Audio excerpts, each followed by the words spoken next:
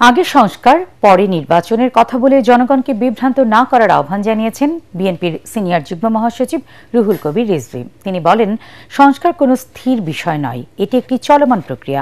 দলের চেয়ারপারসন বেগম খালেদা জিয়া সহ নেতাকর্মীদের সুস্থতা কামনায় নয়াপল্টনে কেন্দ্রীয় কার্যালয়ের সামনে আয়োজিত দোয়া মাহফিলে রিজভী এসব কথা বলেন। বিএনপি সবার আগে সংস্কার প্রস্তাব দিয়েছে উল্লেখ করে দলের এই মুখপাত্র বলেন, আগামীতে জনগণের ভোটে নির্বাচিত সরকার প্রয়োজনীয় সংস্কার করবে। সমাজ এবং রাষ্ট্রে যখন যেটা প্রয়োজন বড় হবে গণতন্ত্রের স্বার্থে, রাষ্ট্রের স্বার্থে, জনগণের স্বার্থে, তখনই সংস্কার করে সেই আইন প্রণয়ন হবে।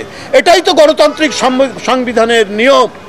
কিন্তু ওটাকে মূলনীতির মধ্যে নিতে হবে, আগে সংস্কার ইত্যাদি ইত্যাদি কথা বলে কেন এই জিনিসটা আপনারা এইভাবে জনগণকে বিভ্রান্ত করার চেষ্টা করছেন? এটা না করে আমরা যেটি বলেছি, জনগণের ক্ষমতা জনগণকে ফেরত দেন।